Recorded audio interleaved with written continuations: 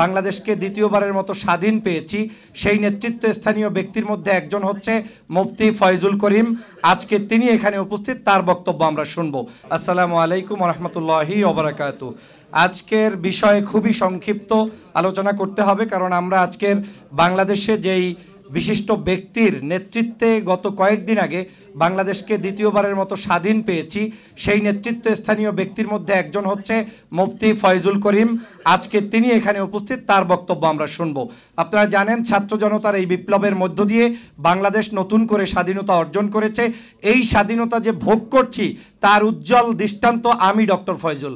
কারণ দীর্ঘ 6 বছর পর্যন্ত ফেসিবাদের কবলের কারণে, অরাজনৈতিক একটি পরিবেশের কারণে, বাংলাদেশের গুম খুন হত্যার কারণে বিদেশে জীবনযাপন করতে হয়েছে। এই প্রথম কোনো গোলটেবিল বৈঠকে স্বাধীন বাংলাদেশে উপস্থিত হতে পেরেছি, আল্লাহর দরবারে শুকরিয়া আদায় করছি আলহামদুলিল্লাহ। আজকের এখানে বাংলাদেশে যে ঐক্যবদ্ধ সরকার থাকলে, দেশীয় সরকার থাকলে যে মানুষের বিজয় হয় তার উজ্জ্বল দৃষ্টান্ত হচ্ছে, আপনারা জানেন যখন বাংলাদেশের রেমিটান্স যোদ্ধা 57 জন ব্যক্তি বিদেশের কারাগারে বাংলাদেশের মুক্তি আন্দোলনে অংশগ্রহণের কারণে তারা গিয়েছিলেন, তখন এই দেশের সরকার বলেছিল যারা কারাগারে গিয়েছে ওই দেশের দোষের কারণে গিয়েছে, তাদের মুক্তিতে সরকার কোনো কাজ করবে না। এবং সরকার করে নাই, শেখ হাসিনা করে নাই, এমবাসি করে নাই, বরং যারা অট্টহাসি দিয়েছে। কিন্তু প্রমাণ হয়েছে একটি শক্তিশালী সরকার থাকলে তাদেরকে মুক্ত করা সম্ভব। আমি ডক্টর মোহাম্মদ ইউনূস সাহেবকে ধন্যবাদ জানাই যে তিনি একটা টেলিফোনের মাধ্যমে 57 জন ব্যক্তিকে মুক্ত করে দিয়েছেন। এজন্য আমাদের এই বাংলাদেশের সকল যুব সমাজের পক্ষ থেকে তাকে এবং তার সরকারকে ধন্যবাদ জানাই। আজকে আপনারা জানেন এখানে সিংহভাগ নেতৃবৃন্দ আলেম সমাজ থেকে উপস্থিত হয়েছেন।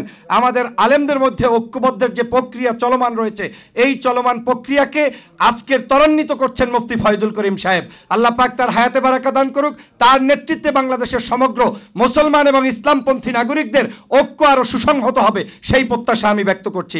আপনারা জানেন এই মুহূর্তে বাংলাদেশের দেশ গঠন করতে হবে।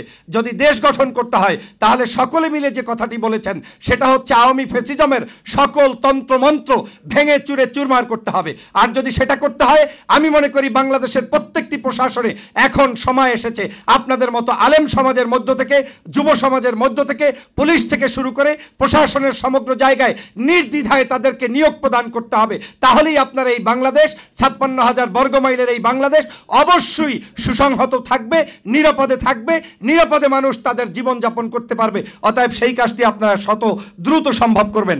আমি জেনারেল ওয়াকারুজ্জামান সাহেবকে, সেনাবাহিনীকে, নৌবাহিনীকে, বিমান বাহিনীকে ধন্যবাদ জানাই, কারণ তারা নির্লসভাবে আওয়ামী লীগের শত ষড়যন্ত্রের পরেও বাংলাদেশের বর্তমান তত্ত্বাবধায়ক সরকারকে সহযোগিতা করছে।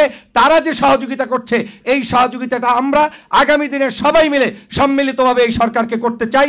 যতক্ষণ পর্যন্ত এই সরকার স্টেবল একটি রাষ্ট্র ব্যবস্থা কায়েম করতে না পারবে, ততদিন পর্যন্ত আমরা তাদের সাথে থেকে যুব সমাজ তাদের জন্য কাজ করব এবং আগামীর একটি সুন্দর সোনার বাংলাদেশ গঠন করব, সেই প্রত্যাশা ব্যক্ত করছি। আজকের এই সাংবাদিক সমাজ যারা আজকের নিরপেক্ষতার দৃষ্টিতে লিখছেন, বলছেন, করছেন, এই নিরপেক্ষতা আগামী দিনেও যাতে কোনো সরকার আসলে সেটার যাতে পরিবর্তন না হয়, সেই প্রত্যাশা ব্যক্ত করছি। সবাইকে ধন্যবাদ জানিয়ে আমার বক্তব্য এখানেই শেষ করছি। আল্লাহ হাফেজ। আসসালামু আলাইকুম ওয়া রাহমাতুল্লাহি ওয়া বারাকাতুহু।